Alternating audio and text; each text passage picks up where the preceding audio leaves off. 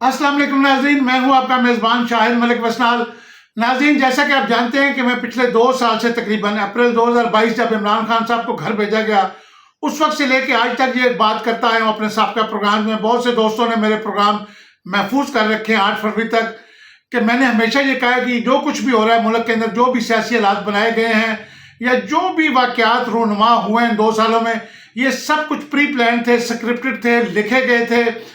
और इसका मकसद मुल्क में एक बेहतर सियासी निज़ाम हुकूमत लाना है। उसमें सदारती निज़ाम हुकूमत भी हो सकता है, एक बेहतर जमहूरियत भी हो सकती है। और इसमें फौज जो हमारी मिलिट्री इस्टेब्लिशमेंट है, उसका एक बड़ा अहम रोल है। और ये बज़ाहिर हमें नज़र आ रहा है कि शायद फौज मुल्क दुश्मन है या वो मुल्क के खिलाफ कोई एजेंडे पे काम कर रही है जो नवाज शरीफ को दोबारा वापस लाया गया। लेकिन नाज़रीन, मैं 2 बातों कभी भी नहीं मानूंगा कि हमारी फौज कभी भी मुल्क दुश्मन नहीं हो सकती और ना ही मुल्क दुश्मन कुव्वतों की आलाकार बन सकती है। हमारी फौज 7 लाख फौज मुहिब वतन फौज है, मुल्क से मोहब्बत करने वाली फौज है। और अब फौज ने अपनी गलतियों का अजाला करने का आगाज किया है। जब से नए आर्मी चीफ हाफिज आसम मुनीर साहब आए हैं, तो फौज ने बड़ी क्लियर कट पॉलिसी की है कि अब हमने सियासत में हिस्सा नहीं लेना, मार्शल नहीं लगाना। हमने जो माजी में गलतियां की हैं उनको हमने दुरुस्त करना है। उनका जो खुमियाजा पिछले 75 सालों में पाकिस्तान ने और पाकिस्तानी अवाम ने भुगता है, उसको हमने सही करना है, उसका नुकसान पूरा करना है। तो इस हवाले से नाज़रीन, ये पॉजिटिव स्क्रिप्ट लिखा गया था जिसमें मुल्क पाकिस्तान की और इस कौम की इन चोर डाकू जो पिछले 30, 35, 40 सालों से इस मुल्क पे हुकूमत करते आ रहे थे और जहाँ एक लूट मार की सियासत का बाजार गर्म था, उसका बज़ाहिर खात्मा करना इस स्क्रिप्ट का असल मकसद था। और ये वैसे तो स्क्रिप्ट 2013 से शुरू हुआ था, जिसमें नवाज शरीफ साहब को मौका दिया गया और फिर 2017 में उनको घर भेजा गया, वो एक अलग कहानी है। लेकिन हम इसको अप्रैल 2024 यानी तरीके एतमाद जब कामयाब हुई पीडीएम की और इमरान खान साहब को घर भेजा गया, यहां से लेके आज 28 जनवरी 2024 तक का मैं ये सारा आपको एक रिकैप करूंगा। ये सारा स्क्रिप्ट जो पिछले 2 सालों से जो भी सियासी हालात रहे हैं, वो मैं चीदा चीदा नकात आपके सामने रखूंगा, इशारतन इशारा दे के गुजर जाऊंगा। अक्लमंद के लिए इशारा काफी होता है। और 8 फरवरी को क्या होगा ये मैं भी गैस कर सकता हूं, आप भी गैस कर सकते हैं। हकीकी इल्म जो है मेरे रब के पास है या उन लोगों के पास है जिन्होंने ये प्लान बना रखा है। लेकिन उम्मीद की जा रही है कि इस स्क्रिप्ट का जो एंड रिजल्ट है वो बड़ा मुस्बत होगा, मुल्क और कौम के लिए बड़ा बेहतर होगा। क्योंकि हम इन्हीं चेहरों को बार बार, ये पीडीएम का जो टोला है, इनको देख देख के, चोर डाकुओं को, हम लोग कौम मायूस हो चुकी है। और कौम चाहती है कि अब कुछ नया निज़ाम है, क्योंकि हमारे हमसाये ममालिक भारत, अफगानिस्तान, चाइना, बांग्लादेश, ईरान सब हमसे आगे निकल गए। सबकी करेंसी हमसे बेहतर है, सबकी इकोनॉमी हमसे बेहतर है, सबकी लॉ एंड ऑर्डर की सिचुएशन हमसे बेहतर है। हम इस पूरे खित्ते में अपने हमसायों की निस्बत उनके मुकाबले में बहुत पीछे रह गए। तो अब फौज अपने गुनाहों का उजाला करना चाह रही है। तो ये जो स्क्रिप्ट लिखा गया नाज़रीन, पहले तो मैं इसके 3 जो मेन स्टेक होल्डर्स हैं मेजर, उसमें नंबर 1 हमारी मिलिट्री एस्टेब्लिशमेंट है, नंबर 2 पीटीआई है, नंबर 3 पीएमएलएन है। ये 3 मेन इसके शेयर होल्डर हैं इस स्क्रिप्ट के, या इनको आप शराकतदार कह लें।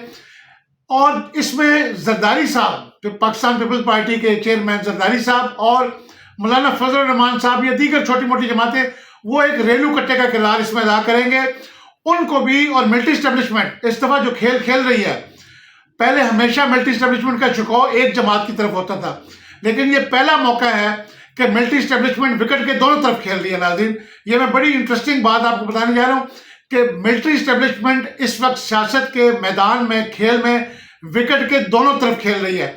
और तीसरी साइड जो अंपायरिंग वाली शोबा होता है, वो भी मिलिट्री एस्टेब्लिशमेंट के पास है। थर्ड अंपायर भी मिलिट्री एस्टेब्लिशमेंट का है। तो इसमें ये जो खेल खेला गया, इसके चीदा चीदा मैं नकात जो है वो आपको बयान करना चाहता हूँ कि नाज़रीन, इमरान खान साहब को 2011 में मिलिट्री एस्टेब्लिशमेंट ने गोद में लिया था इनका खात्मा करने के लिए, पाकिस्तान पीपल्स पार्टी का और पाकिस्तान मुस्लिम लीग नवाज का। और उसमें इसको मिलिट्री की जो नर्सरी एस्टेब्लिशमेंट की नर्सरी, उसमें परवान चढ़ाया गया इमरान खान साहब को। और फिर 2013 में उन्होंने इस तासर को जाहिर करने के लिए कि हम शायद मिलिट्री एस्टेब्लिशमेंट को इमरान खान को लेके आ रहे हैं, उन्होंने मियां नवाज शरीफ साहब को एक मौका दिया दोबारा कि शायद वो कुछ बेहतर परफॉर्म कर सके। लेकिन उन्होंने माजी की तरह इस बार भी फौज के साथ पंगा लिया और फौज की पॉलिसी के खिलाफ, मुल्क की पॉलिसी के खिलाफ उन्होंने बहुत से इकदाम किए, जिसमें मोदी का पाकिस्तान आना, एक इशारा मैं दे रहा हूँ कि मोदी जब अचानक नवाज शरीफ साहब के जाती उमरा महल में तशरीफ ले अचानक उनकी किसी शादी में, तो पाक फौज हैरान रह गई, पाक फौज की आला क़यादत हैरान रह गई कि दुश्मन मुल्क का सरबराह अचानक लाहौर एयरपोर्ट पे लैंड करता है और फौज की आला क़यादत को उसका इल्म नहीं होता। तो ये यहाँ से एक सारी कहानी शुरू हुई और फिर नवाज शरीफ साहब को पनामा में घर भेजा गया। उसके बाद इमरान खान साहब को लाया गया। अब इमरान खान साहब की हुकूमत आती, कहते हैं सर मुंडाते ओले पड़ना। एक कोरोना वायरस की एक आलमी वबा जो है वो पूरी दुनिया में फैल गई और इमरान खान साहब की हुकूमत को कोविड-19 का सामना करना पड़ा। इस दौरान फिर भी उन्होंने इकॉनमी को बड़े बेहतर तरीके से मैनेज किया, महंगाई को बड़े बेहतर तरीके से कंट्रोल किया। लेकिन इन तमाम इक़दामात के बावजूद इमरान खान साहब की मकबूलियत का जो ग्राफ था वो आहिस्ता आहिस्ता नीचे आना शुरू हो गया, क्योंकि पंजाब के अंदर जो उस्मान बुज़दार साहब थे वो डिलीवर नहीं कर पा रहे थे, दीगर उनके जो वज़रा है वो भी डिलीवर नहीं कर पा रहे थे। तो कौम के अंदर मायूसी फैल रही थी और इमरान खान साहब के खिलाफ नफरत, अवामी नफरत फैल रही थी। तो ऐसे में ये प्लान किया गया, इमरान खान साहब इस प्लान में शामिल हैं, मिलिट्री इस्टेब्लिशमेंट इस प्लान में शामिल है। ये जो स्क्रिप्ट लिखा गया ये इमरान खान साहब के नॉलेज में है, इमरान खान साहब की मर्जी से लिखा गया, मिलिट्री इस्टेब्लिशमेंट की मर्जी से लिखा गया, हमारी जो जुडिशरी अदली है उसकी मर्जी से लिखा गया। लेकिन नवाज शरीफ साहब इससे लाइलम हैं और अभी तक लाइलम हैं।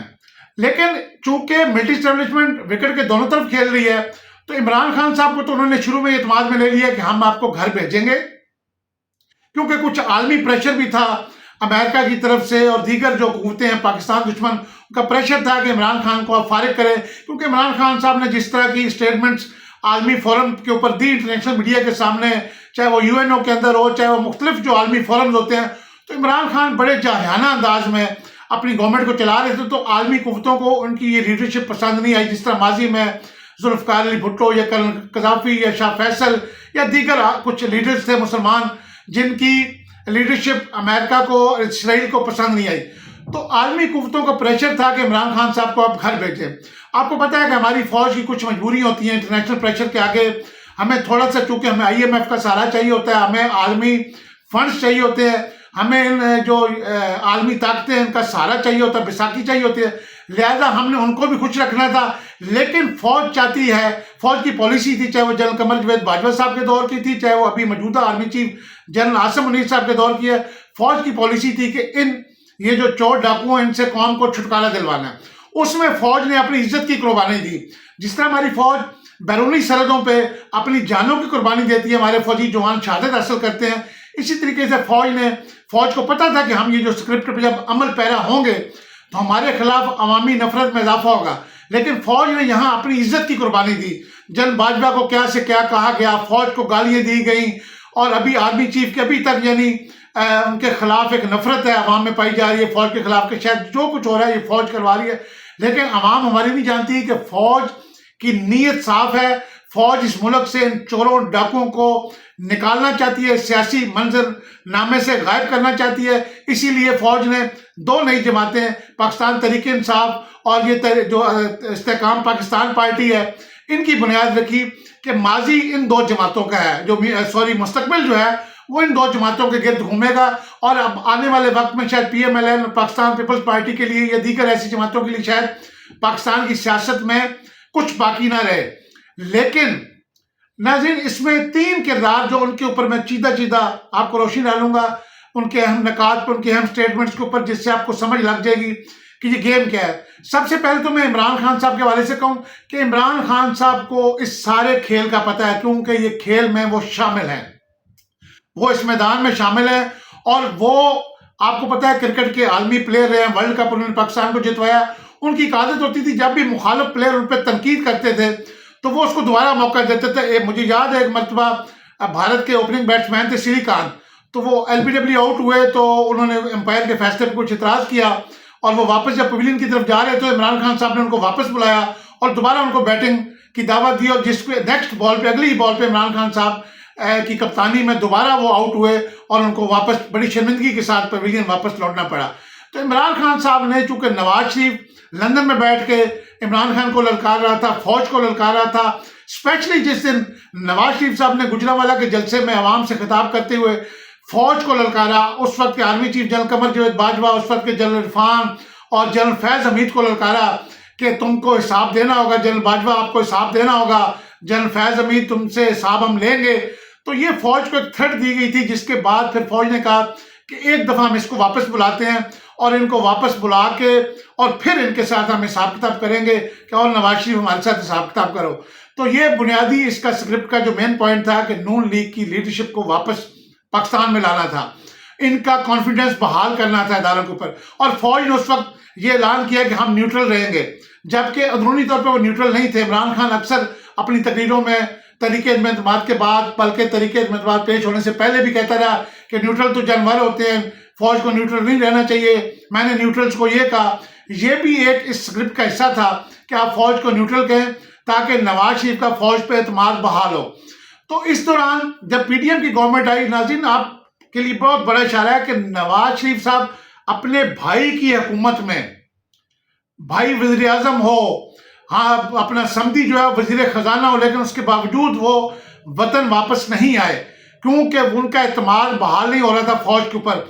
उन्हें ये लगता था कि मैं वापस जाऊंगा मुझे गिरफ्तार करके जेल में डाल दिया जाएगा। और फौज चाहती थी, मिलिट्री एस्टेब्लिशमेंट चाहती थी कि किसी तरीके से नवाज शरीफ का हम पे एतमाद बहाल हो।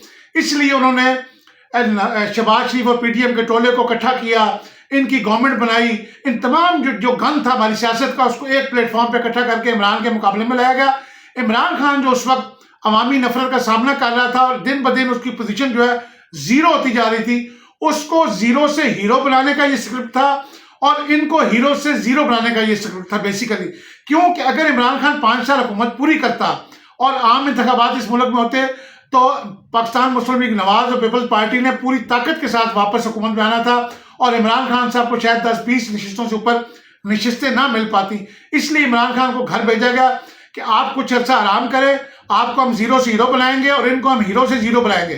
फिर जो 16 माह की हुकूमत आपने नाज़रीन देखा, इशारतन अर्ज कर रहा हूं कि 16 माह की हुकूमत में जिस तरीके से शहबाज शरीफ साहब जैसा गुड एडमिनिस्ट्रेटर, अच्छा एडमिनिस्ट्रेटर जिसने पंजाब में अपना लॉ मनवाया, जिस तरीके से वो प्राइम मिनिस्टर बनने के बाद नाकाम हुआ और जिस तरीके से उनकी हुकूमत मुश्किलात में घिरती गई, महंगाई करती गई, पेट्रोल महंगा करती गई, डॉलर ऊपर जाता गया और आवाम को 2 वक्त की रोटी मिलना मुश्किल हो गई। नवाज शरीफ साहब ने कल अपने मंशूर का जब अनाउंसमेंट की उसमें उन्होंने कहा कि मैं इस हुकूमत पे खुश नहीं था क्योंकि नवाज शरीफ साहब को लग रहा था कि हमारे साथ खेल खेला जा रहा है।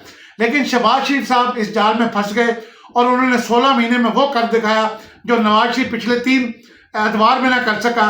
और उन्होंने घर को आग लग गई, घर के चिराग से मुस्लिम लीग नून की सियासत का बेड़ा गर्क कर दिया मियाँ शहबाज शरीफ ने 16 माह के अंदर। उसके साथ मौलाना फजल रहमान साहब को भी डुबो दिया, जरदारी साहब की कश्ती भी डुबो दी और दीगर जो इत्तेहादी थे उनको भी डुबो दिया।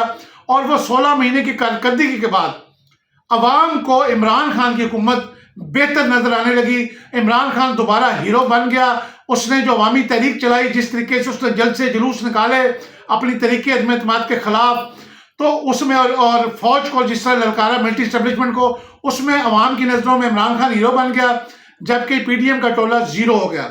उसके बाद नाज़रीन जब आम इंतखाबात और निगरान हुकूमतों को वक्त आया तो फौज ने नवाज शरीफ साहब को पैगाम भिजवाया मिलिट्री एस्टेब्लिशमेंट ने कि हम न्यूट्रल है, हम आपको मौका देना चाहते हैं। आपके साथ माजी में बड़ी ज्यादती हुई, हमारी तरफ से भी ज्यादती हुई, आपकी हुकूमतें ख़त्म की गई, आपको पनामा में सजा दी गई, लिहाजा हम आपसे माफ़ी मांगते हैं, आप वापस आए। और फिर नवाज शरीफ साहब को उनकी सजाएं ख़त्म करने की यकीन दहानी कराई गई। जस्टिस फायज ईसा साहब जो चीफ जस्टिस पाकिस्तान बने, उनके ज़रिए से उनको एक गारंटी दी गई और फिर नवाज शरीफ साहब का एतमाद बहाल करके उनको वापस बुलाया गया और उनको लेवल प्लेइंग फील्ड दी गई। तो उसमें उनको कहा गया कि आप अपनी मर्जी की निगरान हुकूमतें बनाएं। और ये तमाम निगरान हुकूमतें जो बनी मरकज़ में और सूबों में, ये नवाज शरीफ साहब और आसफ जरदारी की मर्जी से बनी और इसमें इमरान खान साहब का एक आदमी भी नहीं है उनकी नजरिए पे जो चलता हो। सब लोग PMLN के पेरोल वाले लोग हैं, चाहे वो फाकी वज़रा हैं, चाहे वो CM पंजाब हैं, CM सिंध हैं, जितने भी चीफ मिनिस्टर्स बने, ये सब माजी में पाकिस्तान पीपल्स पार्टी और पाकिस्तान मुस्लिम लीग नवाज के करीबी हलकों में इन लोगों का शुमार होता था जिनको हुकूमत बनाया गया। उसके बाद इनको ब्यूरोक्रेसी के अंदर फ्री हैंड दिया गया कि जिसको चाहे आप कमिश्नर लगाएं, जिसको चाहे आप IG लगाएं, जिसको चाहे आप चीफ सेक्रेटरी लगाएं, जिसको चाहे आप डिप्टी कमिश्नर लगाएं, DPO लगाएं।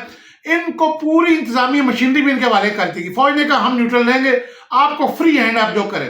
उस दौरान इन्होंने अपने वो तमाम हथकंडे इस्तेमाल किए जिससे इमरान की सियासत को ख़त्म किया जा सकता था, ताकि ये अगली हुकूमत संभाल सके। इनको ये लगा कि शायद अब फौज जो है हमें दोबारा मौका देने जा रही है और हम दोबारा इक़्तिदार में आएंगे, लेकिन वो नहीं जानते थे कि बुरी तरीके से इसमें ट्रैप हुए हैं।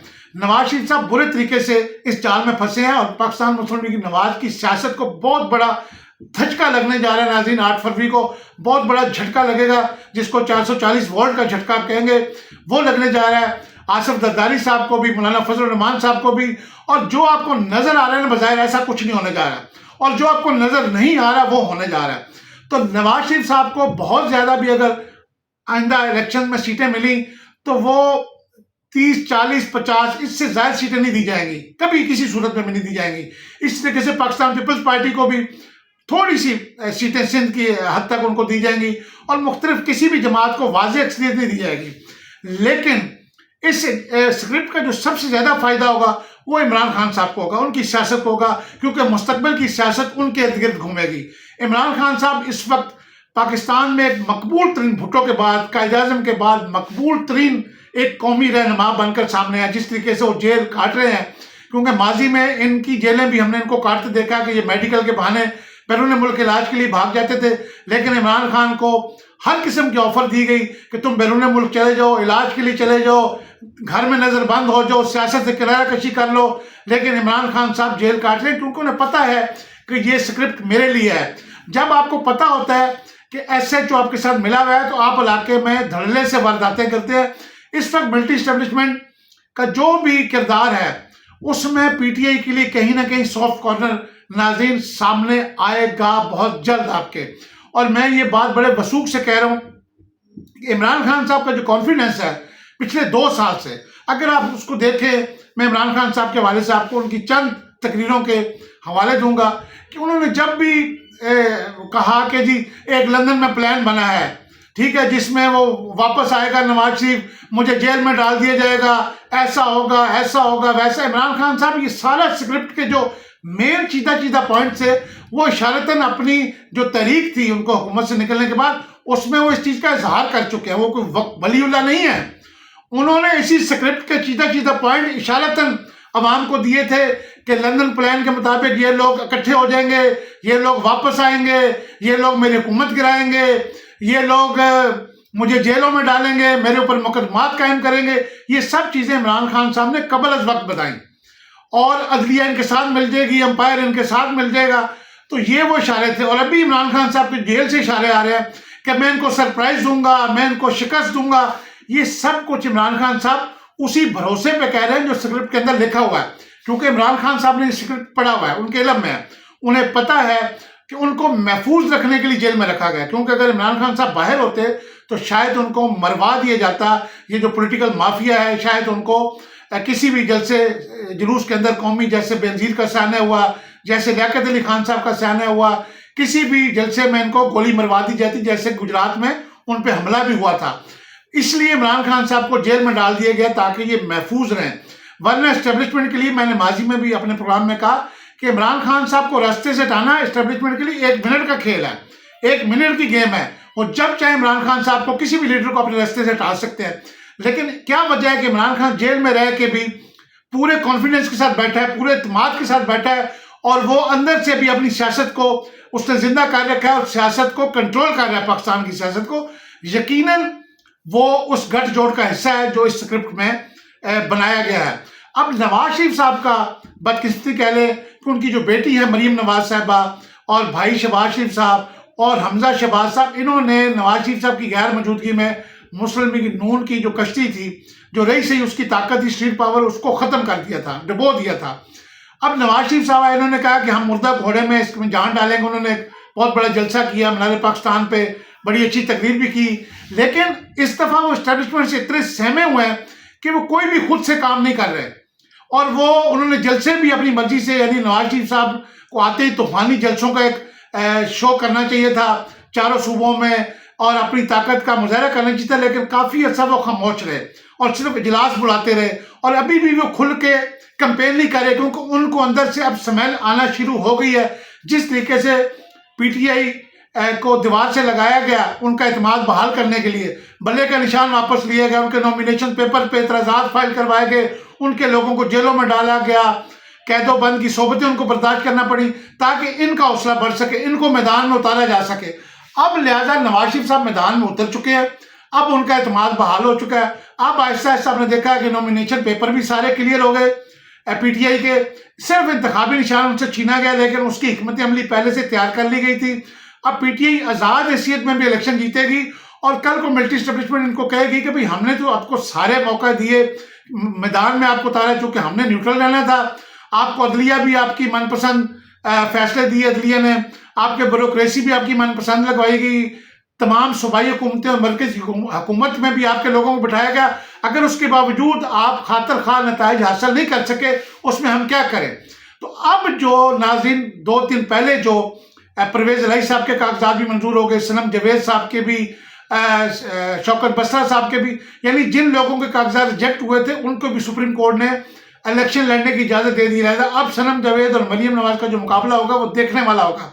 परवेज़ इलाही को कौमी असम्बली से लड़ने की इजाज़त दी गई, परवेज़ इलाही को सूबाई असम्बली से इलेक्शन लड़ने की इजाज़त दी गई, क्योंकि वो अगले सीएम पंजाब बनने जा रहे हैं। और मैं आपको बताऊं कि परवेज़ इलाही शुरू से एस्टेब्लिशमेंट का एक मजबूत मोहरा रहा है, और मजबूत ये चौधरी बरादरान के दरमियान भी जो खिलाड़ी जो नूरा कुश्ती चल रही है, इख्तलाफात खानदानी, ये भी एक नूरा कुश्ती है। इसमें भी आप देखेंगे कि चौधरी शुजात को और चौधरी सालक हुसैन को जिस तरीके से पीडीएम में शामिल करवाया गया था, इसके पीछे भी बहुत बड़ी एक सियासी यानी कार्ड खेला गया था। तो अभी होना यह नाज़रीन कि जो 8 फरवरी को इलेक्शंस होंगे उसमें आज़ाद उम्मीदवार जो हैं वो भारी अक्सरियत से जीतते हुए आपको नजर आएंगे। जो पीटीआई के हमायत याफ्ता उम्मीदवार होंगे वो भारी अक्सरियत से, क्योंकि अवाम ने वोट इमरान खान को देना है, चाहे उसका इंतखाबी निशान बैंगन हो, बतख हो, जूता हो, कुछ भी हो। और किस तरीके से तज़हीक अमेज़ इनको निशानात दिए गए, तो ये सारा मकसद था इनको खुश करना नवाज लीग को।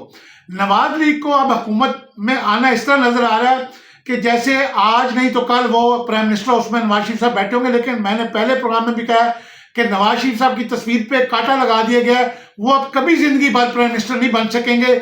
ये मिलिट्री एस्टेब्लिशमेंट का मुत्तफिका फैसला है। अगर वो जीत भी जाते हैं या बैसाखियों से अपने तादियों को मिला के, आज़ाद उम्मीदवारों को मिला के हुकूमत बनाने के काबिल भी होते हैं, तो वो खुद वज़ीर आज़म नहीं होंगे। शायद खकान अब्बासी को उनको छोड़ जाना, चौधरी निसार का उनको छोड़ जाना, जावेद हाशमी का उनको छोड़ जाना, इसमें अक्लमंदों के लिए इशारे हैं। और ये आने वाले वक्त में आपको चौधरी निसार और शायद खकान अब्बासी इमरान खान के दाएं बाएं खड़े हुए नजर आएंगे। इस तरीके से लतीफ़ खोसा, एतज़ार एहसन का पाकिस्तान पीपल्स पार्टी को छोड़ जाना, ये भी आपको नजर आ रहा है। तो नाज़रीन, ये वकला की जमात बना दी गई है तहरीक इंसाफ।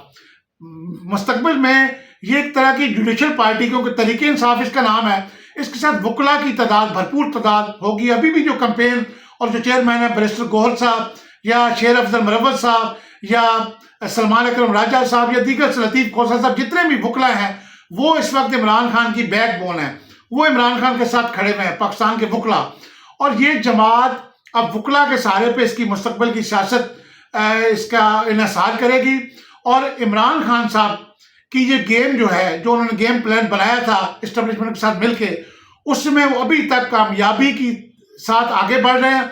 और अभी जो एक रिट फाइल की गई है लाहौर हाईकोर्ट के अंदर सलमान अकरम राजा साहब की तरफ से और एक बैरिस्टर गोहर साहब की तरफ से भी रिट दायर की गई है, उस रिट का अगर फैसला पीटीआई के हक में आता है तो पीएमएलएन के जो जनाजा या ताबूत है उसमें आखिरी कील भी ठोक दिया जाएगा, जिसके तहत अदालत उनके आज़ाद उम्मीदवारों को जीतने के बाद असम्बली में तहरीक इंसाफ में शमूलियत का मौका दे देगी, इजाज़त दे देगी। चूँकि उनके नॉमिनेशन पेपर में उन्होंने अपनी जमात का नाम तहरीक इंसाफ लिख रखा है, तो वो जीतने के बाद इनका जो ख्याल है ना, वो किसी अपना तहरीक इंसाफ को ज्वाइन नहीं कर पाएंगे और एक मंडी लगेगी और खरीदो फरोख्त होगी और आज़ाद उम्मीदवारों को नवाज शरीफ साहब साथ मिला लेंगे, तो उनके ऊपर फ्लोर क्रॉसिंग का कानून लग जाएगा।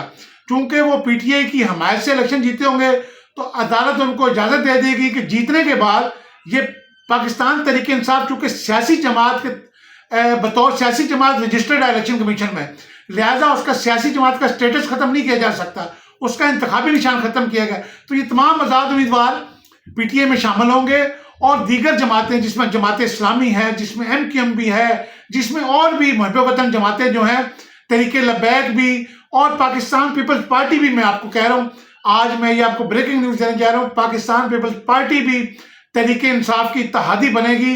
क्यों कि इमरान खान की एक आदत शुरू से है कि अपने मुखालिफ को हराने के लिए किसी भी हद तक जा सकता है।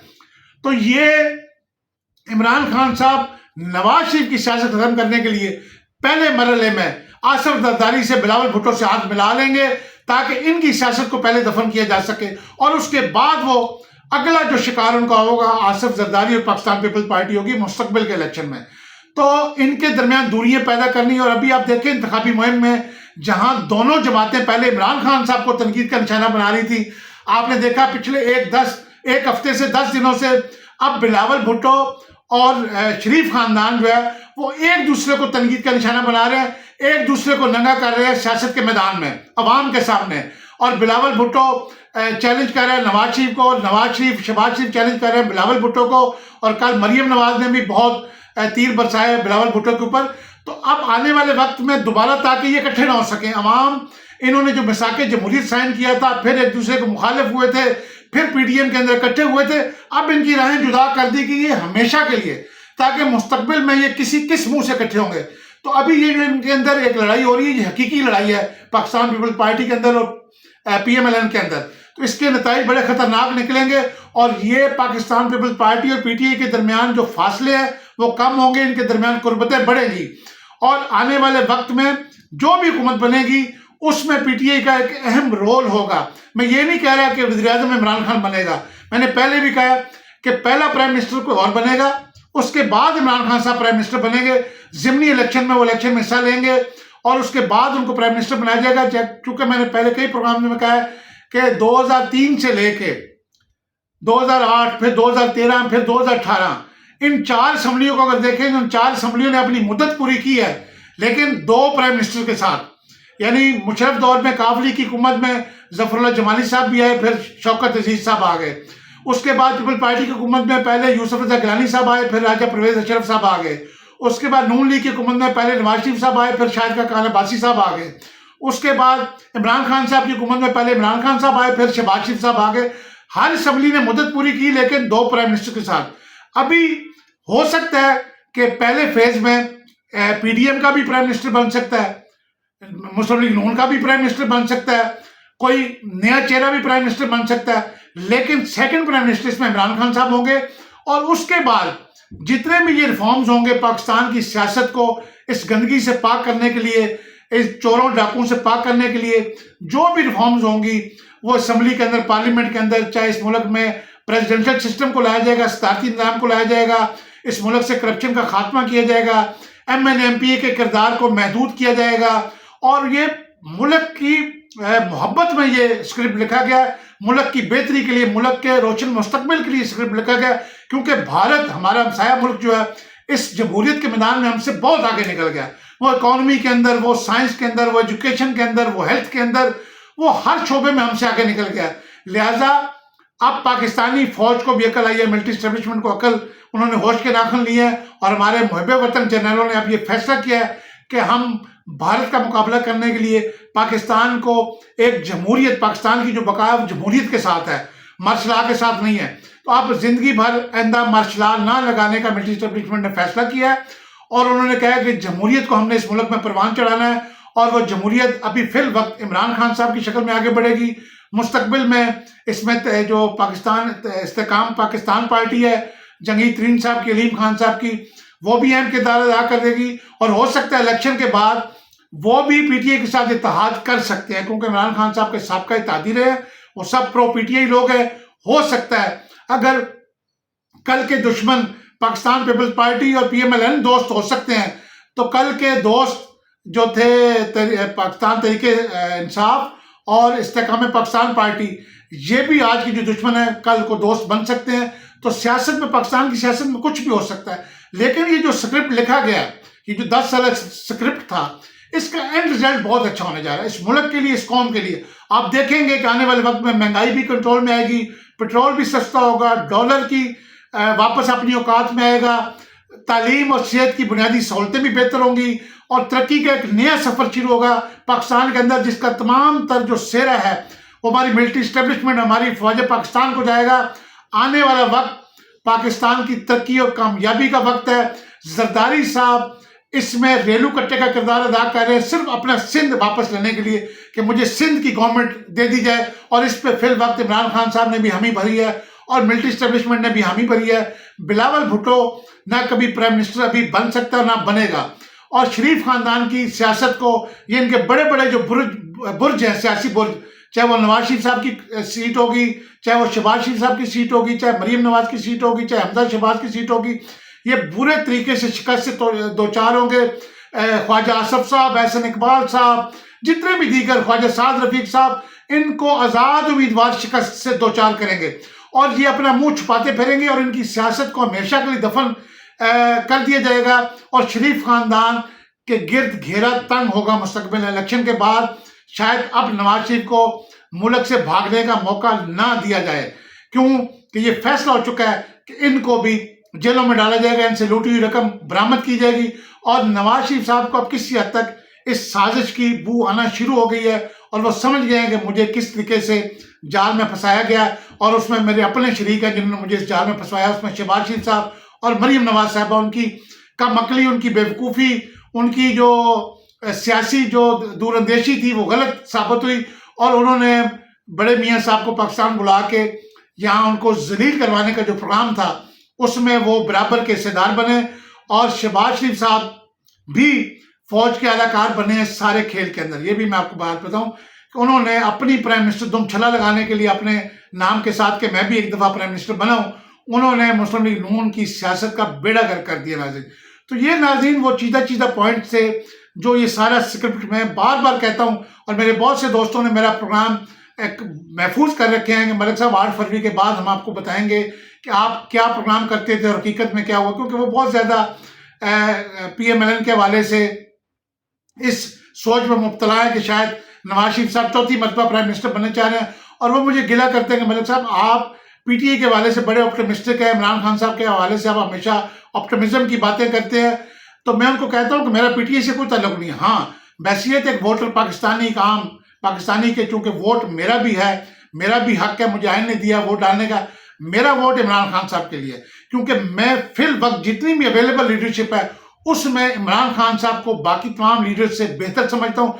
जिस दिन मुझे इमरान खान से बेहतर कोई लीडर मिलेगा मैं इमरान खान साहब को भी खैर बात कह दूंगा। लेकिन इमरान खान साहब के ऊपर अब बहुत भारी जिम्मेदारी आयद होने जा रही है, क्योंकि कौम की तमाम तर जो तवज्जो है, तमाम तर नजरें इमरान खान पर लगी हैं। अगर इस दफा हुकूमत में आके इमरान खान डिलीवर ना कर सका तो इमरान खान साहब भी हमेशा के लिए अवाम के दिलों में दफन हो जाएंगे और फिर अवाम किसी और तरफ देखेंगे। क्योंकि इमरान खान साहब माजी में बहुत बड़ी गलती हुई है, उनसे ब्लंडर्स हुए हैं। उनकी गवर्नमेंट में जितनी करप्शन हुई है शायद नून लीग के दौर में उतनी करप्शन नहीं हुई, मैं सरेआम कह रहा हूँ। उस्मान बुज़दार, फरक गोगी और बुशरा बीबी और दीगर जितने भी किरदार थे, तो इमरान खान साहब को भी चाहिए कि अब उन्होंने नए लोगों को टिकट्स दिए हैं। वो उन्होंने ये जो बहुत से दोस्तों को उन्होंने PTI से खुद निकलवाया, लिस्ट दी गई थी अडाला जेल से मिलिट्री एस्टेब्लिशमेंट को कि इन लोगों को इनसे प्रेस कॉन्फ्रेंस करवा के मेरी जान छुड़वाएं। और ये इमरान खान साहब की मर्जी से निकाले गए हैं, क्योंकि इमरान खान साहब अपनी जमात के अंदर सफाया करवाना चाहते थे करप्ट लोगों से, फवाद चौधरी जैसे साहब जैसे लोगों से, अलीम खान साहब जैसे लोगों से, जंगीर तरीन साहब जैसे लोगों से, और दीगर भी जो लोग थे, राजा रियाज साहब जैसे दीगर जिन्होंने उनको छोड़ा, नजीर चौहान जैसे, या जो MP का ग्रुप था, फॉरवर्ड ब्लॉक था, MNS का फॉरवर्ड ब्लॉक था। तो इमरान खान साहब साफ सुथरे लोगों को अब टिकट दे रहे हैं और उनका आगे वन मैन शो पार्टी होगी। ये भी मैं आपको बता रहा हूँ कि इमरान खान साहब के फैसले आगे चलेंगे। मिलिट्री एस्टेब्लिशमेंट उनको पूरा सपोर्ट करेगी, हमारी जो जुडिशरी है उनको पूरा सपोर्ट करेगी। काजी फायज ईसा साहब वही करेंगे जो मुल्क और कौम के बेहतरीन मुफाद में होगा और जो आइन के मुताबिक होगा। ये इनका हमेशा से इन्होंने गलत फैसले किए कि शायद justice Saqib Nisar pro PMLN होगा या जस्टिस काजी फायज ईसा साहब इनके हक में होगा।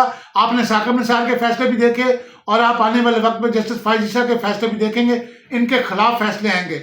और मुस्तकबिल में जो गठजोड़ बनेगा नाज़रीन 3 लोगों का जो इस मुल्क को आगे लेके चलेंगे, उसमें सर फहरिस्त इमरान खान साहब होंगे। उसके बाद चूंकि आर्मी चीफ साहब रिटायर्ड हो जाएंगे, हाफिज आसिफ मुनीर साहब, उसके बाद जनरल आसिफ गफूर साहब, मेरे ज़राए के मुताबिक या मेरा जो गेस है वो ये है कि जनरल आसिफ गफूर साहब नए आर्मी चीफ बनेंगे और जो नए सुप्रीम कोर्ट के जो नए चीफ जस्टिस बनेंगे वो जस्टिस मंसूर अली शाह साहब का नाम फाइनल हो गया है। तो ये 3 लोग जो है chief justice of Pakistan, chief of army staff और वज़ीर आज़म पाकिस्तान, ये तीनों इस मुल्क को आगे लेकर चलेंगे और चौधरी निसार भी इमरान खान साहब की हुकूमत में शामिल होंगे। शाहिद खान अब्बासी भी नवाज लीग को छोड़कर पीटीआई के अंदर शामिल होंगे या उनके इत्तेहादी रहेंगे। आज़ाद हैसियत से उनको सदर पाकिस्तान भी बनाया जा सकता है। चौधरी निसार को भी अहम ओहदा दिया जा सकता है। तो ये है नाज़रीन, सारे स्क्रिप्ट का खतो खाल मैंने बयान किया। अगर मैं तफसील बयान करूं तो ये 10 घंटे का प्रोग्राम हो। तो मैंने मोटे मोटे चीज़ा नकायद दिए हैं, अक्लमंदों के लिए इशारा काफ़ी है। मैं आज भी इसके ऊपर कायम हूँ, पिछले 2 साल से मेरा यही बयानी है, मैं इसी के ऊपर कायम हूँ कि इस मुल्क का जो मुस्तकबिल है वो इमरान खान से के साथ वाबस्ता है, मिलिट्री इस्टेब्लिशमेंट के साथ वाबस्ता है और हमारी जो कौम है वो इनसे छुटकारा चाहती है। पाकिस्तान पीपल्स पार्टी और मुस्लिम लीग नून की जो रवायती सियासत है, और इमरान खान साहब को एक सेहरा ये भी जाता है कि पाकिस्तान की सियासत में जो टेक्नोलॉजी का इस्तेमाल है, जो जिद्दत लाया है, वो सारा all credit goes to Imran Khan साहब। क्योंकि पाकिस्तान में इससे पहले जो सियासी जलसे होते थे बड़े सादा से होते थे, कुर्सी लगती थी, छोटा सा स्टेज बनता था, लेकिन इमरान खान साहब ने सियासी जलसों को इंटरटेनमेंट प्रोग्राम के अंदर शामिल किया।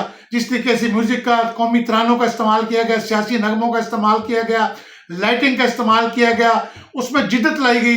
ये इमरान खान साहब आज जितनी भी जमातें हैं, चाहे वो पाकिस्तान पीपल्स पार्टी है, चाहे वो नून लीग है, वो इमरान खान साहब के डीजे सिस्टम को कॉपी कर रहे हैं, उसी तरीके से जलसे मुनक्कद कर रहे हैं। फिर सोशल मीडिया प्लेटफॉर्म को जिस खूबसूरती से इमरान खान साहब ने इस्तेमाल किया, मेरे ख्याल में अभी तक कोई भी जमात उस तरह सोशल मीडिया प्लेटफॉर्म को इस्तेमाल नहीं कर सकी। जिस तरीके से इमरान खान साहब ने वर्चुअल जलसे किए हैं, पाकिस्तान की सियासी तारीख में इससे पहले नहीं हुआ। जिस तरीके से अभी वेबसाइट बनाई है इमरान खान साहब ने अपने आज़ाद उम्मीदवारों के हवाले से, इसका पहले माजी में कभी नहीं हुआ। तो पीएमएलएन और पीपीपी कॉपी कर रहे हैं इमरान खान साहब की सियासत को। इमरान खान साहब जदीद सियासत के बानी है इस मुल्क के अंदर, और मैं बारहा कहता हूँ कि ये इमरान खान साहब को चुना गया है इस मुल्क की बेहतरी के लिए। जिस तरह कायदे आज़म को अल्लाह ताला ने चुना था कि उन्होंने पाकिस्तान एक आज़ाद मुमलकत हमें बना के दिया, इस तरीके इमरान खान साहब को भी अब अल्लाह ने इस मुल्क को बचाने के लिए, इन चोरों डाकुओं से जान छुड़ाने के लिए अल्लाह ने चुना है। क्योंकि इमरान खान एक सच्चा मुसलमान है, और जैसे वो ईया का नाबुद वो ईया का नस्तईन कहता है। तो मैं 2 बातों पे नाज़रीन मैं आपको इसका खुलासा भी बता दूं कि 2 बातें हैं जो मुझे ऑप्टिमिज्म का कायल बनाती हैं। मैं ऑप्टिमिस्टिक क्यों हूँ, मैं क्यों ये बात करता हूँ कि ये सब कुछ मुल्क की बेहतरी के लिए हो रहा है। क्योंकि एक तो बात है ईया का नाबुद वो ईया का नस्तईन, जो कहे कि अल्लाह मैं तेरी इबादत करता हूँ, तुझी से मदद मांगता हूँ। मेरा ईमान नहीं मानता कि अल्लाह ऐसे शख्स को मायूस करे और ऐसे शख्स को नाकाम होने दे। अल्लाह ताला कुरान में कहता है कि एक चाल तुम चलते हो और एक तुम्हारा रब चलता है, और होता वही है जो तुम्हारा रब चाहता है। तो अल्लाह ताला जितनी भी चालें इमरान खान साहब के खिलाफ चली गई हैं वो सब की सब नाकाम होंगी, इमरान खान सुरखरू होंगे। और दूसरी बात, जैसे मैं ये नहीं मान सकता कि जो बंदा ईया का नाबुदू के और ईया का नाबुदू ईया का नस्तईन के वो नाकाम हो, इसी तरीके से मैं कभी नहीं मान सकता कि हमारी जो फौज पाकिस्तान है, मिलिट्री इस्टेब्लिशमेंट के कोई उनको गद्दार कहे या कोई उनको चोरों डाकुओं का साथी कहे, मैं ये कभी नहीं मान सकता। ये वक्त की ज़रूरत है उनके साथ खड़ा होना, लेकिन आने वाले वक्त में आप देखिएगा कि हमारी फौज पाकिस्तान का जब मुस्बत किरदार आपके सामने आएगा तो आप पाक फौज जिंदाबाद के नारे लगाएंगे, आप जनरल बाजवा से माफ़ी मांगेंगे, आप जनरल आसिम मुनीर से माफ़ी मांगेंगे। हमारी फौज दुनिया की 10 बेहतरीन फौजों में शामिल है। हमारी जो ISI है वो दुनिया की टॉप की एजेंसी है, लिहाजा आप उनकी चाल को नहीं समझ सकते, कोई भी नहीं समझ सकता, मुझ समेत। हम उसके करीब तरीन सोच के जा सकते हैं, लेकिन उन्होंने ये किस तरह खेल खेला है, किस तरीके से स्क्रिप्ट को आगे बढ़ाया, इतना खूबसूरती का स्क्रिप्ट है। जिसने भी ये, जो इसका राइटर है मैं उसको सलाम पेश करता हूँ, जो इसका डायरेक्टर है मैं उसको भी सलाम पेश करता हूँ, और जो इसका प्रोड्यूसर है मैं उसको भी सलाम पेश करता हूँ। ये एक इतनी सनसनीखेज सियासी मूवी है नाज़रीन, जिसमें हर कदम पे एक नई सनसनी पैदा होती है। कभी कोई गिरफ्तार होता है, कभी किसी पे मुकदमा बनता है, कभी कोई किसी को टिकट मिलता है। ये सारी जो 9 मई का भी वाकया है, इसकी भी हकीकत आपके सामने जल्द खुलेगी। इसमें इमरान रियाज जो साफ़ी अगवा हुए थे, इमरान रियाज साहब भी स्क्रिप्ट का हिस्सा है नाज़रीन। ये भी मैं आपको एक ब्रेकिंग न्यूज़ देने जा रहा हूँ। इमरान रियाज साहब की जो ये उनको अगवा किया गया, ये जो खुद साख्ता ड्रामा था, इसमें उनको एक महफूज मुकाम पे रखा गया, मिलिट्री एस्टेब्लिशमेंट ने उनको रखा, उनको ट्रेंड किया गया, उनकी ज़ुबान में जो लुकनत ये भी उनको ट्रेनिंग दी गई कि आपने इस तरह बोलना है, जबकि अंदर से बिल्कुल ठीक है। अभी वो आहिस्ता आहिस्ता आप देखें कि किस तरीके से वापस पुराने तरीके से, पुरानी जगह से वो अपने प्रोग्राम कर रहे हैं, खुल के बोल रहे हैं। अब उनकी जुबान में वो जो रुकनत थी वो खत्म हो गई है। तो ये सारा जो प्रोग्राम है, इमरान रियाज साहब भी इससे वाकिफ हैं, ये स्क्रिप्ट से इमरान खान साहब वाकिफ है। सिर्फ इसमें जो एक ज्यादती हुई है वो अरशद शरीफ साहब का मर्डर है, और वो भी जल्द किरदार सामने आएगा आपके, क्योंकि उसकी FIR दर्ज है और उसकी सुप्रीम कोर्ट में हियरिंग भी चल रही है। वो भी चेहरे बेनकाब होंगे कि जो अरशद शरीफ के कत्ल के पीछे थे और जो 9 मई के वाकयात के पीछे थे, ये चेहरे भी कौम के सामने आम इंतखाबात के बाद सामने आएंगे। जिस तरह साइफर केस जीरो हो गया, इस तरह बहुत से केसेस खत्म होंगे। इमरान खान साहब इलेक्शन के बाद जेल से बाहर आएंगे। जो भी लोग कह रहे हैं वो जेल से रिहा होंगे, अभी उनको अंदर रखा जाएगा ताकि ये भागे नहीं। जो नवाज शरीफ है, वरना ये भाग जाएगा। जिस दिन इमरान खान साहब बाहर आए ये भाग जाएंगे, लिहाजा अभी उनको जेल में रखा जाएगा। और ये पाकिस्तान की तारीख में लिखा जाएगा कि वो ऐसा सियासी रहनुमा था जो जेल में रह के बल्ले का निशान छिन जाने के बाद मुकदमात, तमाम जमात, हर जिले लीडर के ऊपर भी मुकदमात दर्ज है उनके, यानी यूनियन काउंसिल लेवल के जो उम्मीदवार हैं उन्होंने भी मुकदमात का सामना किया है, वो भी जमानतों पर है। यानी इतनी बड़ी जमात को जिस तरीके से जुल्म सितम का निशाना बनाया गया, जिस तरीके से उनके खिलाफ घेरा तंग किया गया, उसके बावजूद अगर वो जमात जीतती है तो ये बहुत बड़ी कामयाबी होगी पाकिस्तान की तारीख में। और आने वाले वक्त में कोई भी इस रिकॉर्ड को तोड़ नहीं पाएगा।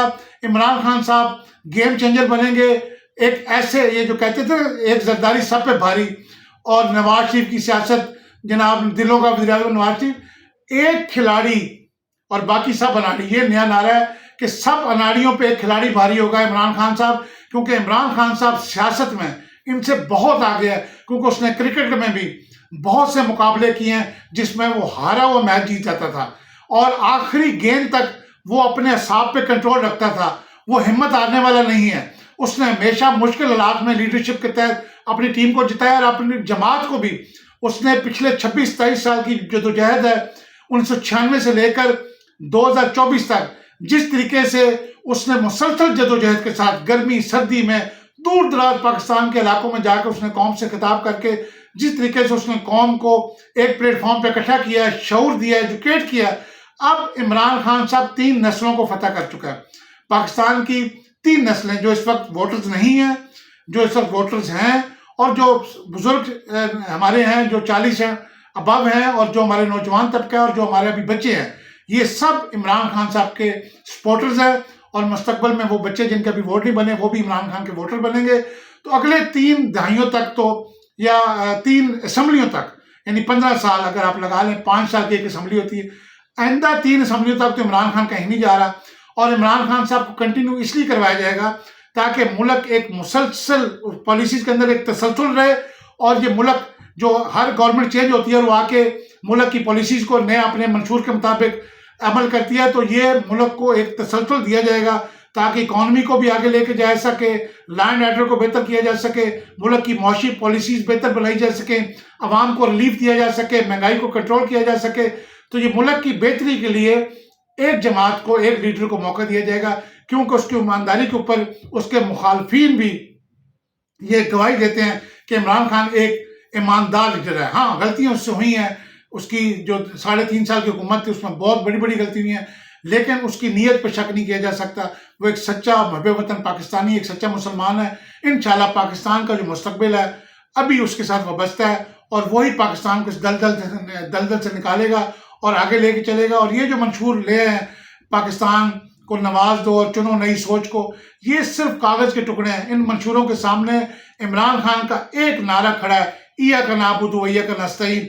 और मैं समझता हूँ ये नारा इन मंशूरों के ऊपर पाकिस्तान को नवाज दो और चुनो नई सोच को, इनको नारों को दफन कर देगा, इय्याका नअबुदु व इय्याका नस्तईन। तो नाज़रीन, उम्मीद है प्रोग्राम काफ़ी लंबा हो गया, लेकिन मैंने फिर भी कोशिश की कि मैं आपको एक पूरा जो इसका स्क्रिप्ट का एक खुलासा है, क्रक्स है, वो आपके सामने रखूं। जो समझदार सियासी शऊर रखते हैं वो मेरे इस प्रोग्राम को समझ जाएंगे, और जो नहीं रखते सियासी शऊर और वो समझेंगे कि ये एक दीवाने का ख्वाब बयान कर रहे हैं, उनको 8 फरवरी के बाद या उसके बाद इसी साल के मिड में जाकर उनको ये सारा स्क्रिप्ट समझ आ जाएगा या इसी 2024 के अंदर इस स्क्रिप्ट के सारे राजों से पर्दा उठेगा। तो नाज़रीन, ये था आज का प्रोग्राम। अगर आपको पसंद आया तो इसको ज़्यादा से ज़्यादा ग्रुप्स के अंदर शेयर करें। अपने मेज़बान शाहिद मलिक वसनाल को इजाज़त दीजिए। अल्लाह हाफिज़।